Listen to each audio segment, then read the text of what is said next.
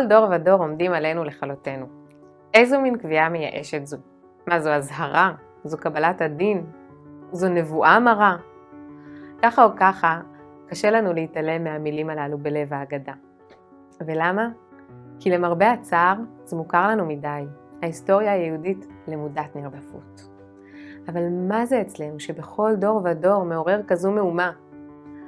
עם השאלה הזו, אני רוצה לגשת אל סיפור יציאת מצרים, שהוא גם הסיפור המכונן של עם ישראל, ובו בזמן הוא גם סיפור היציאה מעבדות לחירות. דרך אחת להבין את הקשר בין שני הסיפורים הללו, היא שאלוהים מציל את העם שלו מהעבדות, על מנת לזכות אותם בחירות המגיעה להם, אותה החירות שזכו לה המצרים, ושמגיעה גם לכל בני עם אחר. מה שנקרא בימינו, זכותו הטבעית של העם היהודי, להיות ככל עם ועם עומד ברשות עצמו במדינתו הריבונית. קריאה אחרת של פרופסור אליעזר שווייד, מארגנת קצת אחרת את סיפור יציאת מצרים מעבדות לחירות, ואת הקשר בינו לבין כינונו של עם ישראל. לפי שווייד, המצרים לא היו בני חורין יותר מבני ישראל.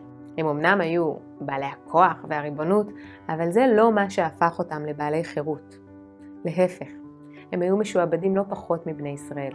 ובאופן מפתיע, גדול המשועבדים בסיפור יציאת מצרים, מי שלא יוצא לחירות בשום שלב, הוא המלך פרעה בכבודו ובעצמו. ולמה הוא היה משועבד? לריבונות של עצמו, ולצורך הבלתי מבוקר שלה לצבור כוח. כשפרעה נתבקש על ידי אלוהים לשחרר את בני ישראל ולהכיר בכוח אחר משל עצמו באלוהי ישראל, הוא פשוט לא יכול היה לוותר על כוח העבודה שלהם, ובמקום לשחרר הוא העמיס עליהם עוד עבדות.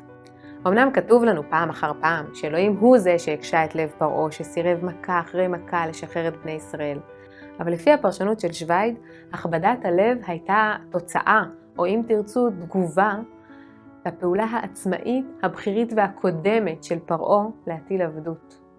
וככה, גם כאשר העבדים שלו הגיעו אליו עם טיעון רציונלי שמסביר לו איך הוא פוגע בעצמו, טיעון שניתן להתייחס אליו יותר בקלות מאשר לאותו האלוהים שמעולם לא ראה, גם אז הוא לא היה מסוגל לשנות את כיוון התנועה שלו, והמשיך בשלו עד לאבדון. וככה, בעוד שאנחנו סבורים שבני ישראל משועבדים לפרעה, במהרה אנחנו מגלים שפרעה עצמו משועבד לעצמו. ובסיפור היציאה ממצרים הוא כבר היה עמוק בתוך השעבוד העצמי לכוח של עצמו. וככה, בשם הריבונות שלו, נשברה לו הריבונות לגמרי. על פי הקריאה הזו, סיפור יציאת מצרים הוא הסיפור של סופה המר של היומרה האנושית למשול באופן בלעדי על המציאות.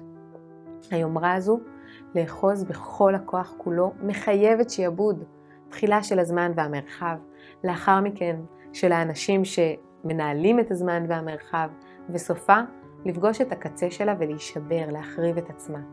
ובני ישראל בשלב זה, הם עדיין לא גיבורי הסיפור בכלל, הם לכל היותר הספסוף שלרגע יצא מתוך הסיפור של השליטה האנושית הבלעדית וחזה בתולדותיה. בני ישראל בשלב זה שבו רק יצאו ממצרים, הם בני חורין לבחור את הבחירה היחידה הנתונה להם, האם להשתעבד לאדם או לאלוהים. לאדם שמדיר את אלוהים או לאלוהים שעושה מקום לאדם. לפי הסיפור שלנו, לריבונות האנושית הבלעדית יש סוף אחד מר אבל ידוע מראש, ולאלוהית אין סוף. או אולי, אם תרצו, יש לה אין סוף סופים אפשריים. ובזה חירותה. אגדת ארץ ישראל הייתה על שולחן הסדר שלי כשהייתי קטנה, ושוב עכשיו כשיש לי ילדים. היא מלווה אותי מדור לדור. מי שהטמיעו בתוך האגדה את המילים הללו, אלא שבכל דור ודור, כנראה הבינו שהנטייה של האדם, כל אדם, המצפה מעצמו למשול על השמיים מעל ועל הארץ מתחת, מייצרת מגמה חד-כיוונית ומשעבדת של צבירת כוח אובססיבית. הם כנראה הבינו שכל עוד עם ישראל שומר אמונים לאלוהים ולא נכנע, לפחות לא באופן מוחלט, ליומרה האנושית לשלוט בכל, הוא יהווה מכשול עבור כל רודפי הכוח והשליטה. וכל עוד הוא יהווה מכשול שכזה, הוא ימשיך להיות נרדף. אם מקבלים את הקריאה הזו, הרי שבכל דור ודור וכל עוד האדם הוא אדם, החירות האנושית נמצאת בסיכון. וזו לא נבואה, זה פיקחון. אם מקבלים את הקריאה הזו, הרי שעם ישראל לא יצא ממצרים כדי להיות בן חורין ככל העמים, אלא יצא ממצרים כדי להציג אפשרות של חברה בת חורין, שלא נסחפת אחר מגמה אחת, חברה בעלת אין סוף אפשרויות. חברה שמוותרת על השליטה המוחלטת כדי להגן על הבחירה החלקית. וזו לא נרדפות, זו שליחות.